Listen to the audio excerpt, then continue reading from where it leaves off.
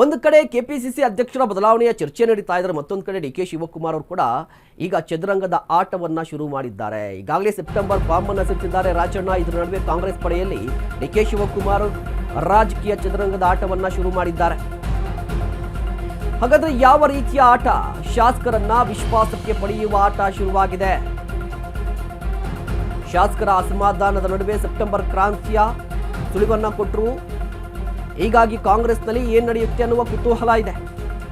ಈಗ ಶಾಸಕರ ಅಸಮಾಧಾನವೇ D K ಶಿವಕುಮಾರ್ಗೆ ಅಸ್ತ್ರ ಆಗಿದೆ.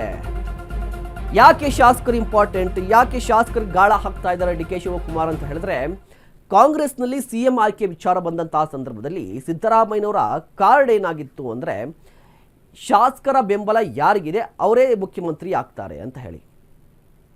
ಅದೇ ರೀತಿಯಾಗಿ ಸಿದ್ದರಾಮಯ್ಯನವರು ಆಯ್ಕೆ ಆದರು. ಡಿ ಕೆ ಶಿವಕುಮಾರ್ ಯಾಕೆ ಸಿಎಂ ಆಗಲಿಲ್ಲ ಅಂತ ಹೇಳಿದ್ರೆ, ಶಾಸಕರ ಬೆಂಬಲ ಇಲ್ಲ. ಇದ್ರೂ ಕೂಡ ಒಂದಿಷ್ಟು ಮಂದಿಯದ್ದು ಮಾತ್ರ ಬೆಂಬಲ ಇದೆ. ಡಿ ಕೆ ಶಿವಕುಮಾರ್ ಪರವಾಗಿ ಗಟ್ಟಿಯಾಗಿ ನಿಂತುಕೊಳ್ಳುವಂತಹ ಶಾಸಕರು ಇಲ್ಲ. ಇದೇ ಕಾರಣಕ್ಕಾಗಿ ಈಗ ಶಾಸಕರಿಗೆ ಗಾಳ ಹಾಕ್ಲಿಕ್ಕೆ ಹೋಗ್ತಾ ಇದ್ದಾರೆ. ವಿಶ್ವಾಸದ ಆಟ ಕಾಂಗ್ರೆಸ್ನಲ್ಲಿ ಜೋರಾಗಿ ನಡೀತಾ ಇದೆ. ನೋಡಿ, ಸಿಎಂ ಬಣದ ಶಾಸಕರಿಗೆ ಗಾಳ ಹಾಕ್ತಾ ಇದ್ದಾರಂತೆ. ಶಾಸಕರ ವಿಶ್ವಾಸವನ್ನ ಗಳಿಸಲಿಕ್ಕೆ ಪ್ರಯತ್ನವನ್ನು ನಡೆಸ್ತಾ ಇದ್ದಾರೆ.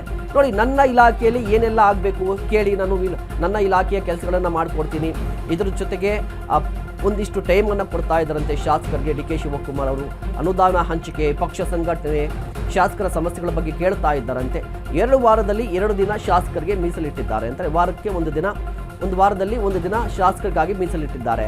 ಒಳ್ಳೆ ಮೂವು, ಬಟ್ ಒಳ್ಳೆ ಮೂವು ಇದು ಎಲ್ಲರೂ ಕೂಡ ಮಾಡಬೇಕಾಗುತ್ತೆ. ಎಲ್ಲ ಸಚಿವರು ಇದೇ ರೀತಿಯ ಕೆಲಸವನ್ನು ಮಾಡಬೇಕಾಗುತ್ತೆ. ನೋಡಿ, ಶಾಸಕರು ತಮ್ಮ ಕ್ಷೇತ್ರಕ್ಕೆ ಸಂಬಂಧಪಟ್ಟಂಥ ಕೆಲಸಗಳನ್ನು ಇಟ್ಕೊಂಡು ಬೆಂಗಳೂರಿಗೆ ಬರ್ತಾರೆ, ಬಟ್ ಸಚಿವರು ಸಿಗಲ್ಲ ಅನ್ನುವ ಆರೋಪ ಇದೆ.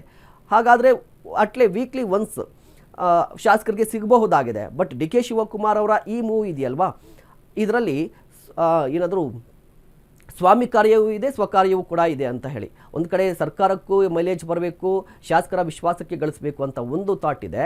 ಮತ್ತೊಂದು ಕಡೆ ಶಾಸಕರನ್ನು ವಿಶ್ವಾಸಕ್ಕೆ ಪಡೆದುಕೊಂಡು ಸಿಎಂ ಹಾದಿಯನ್ನು ಅಥವಾ ಸಿಎಂ ದಾರಿಯನ್ನು ಸುಗಮಗೊಳಿಸಿಕೊಳ್ಳುವಂತಹ ಪ್ರಯತ್ನವೂ ಕೂಡ ಡಿ ಕೆ ಶಿವಕುಮಾರ್ ಅವರದ್ದು ಆಗಿರಬಹುದು.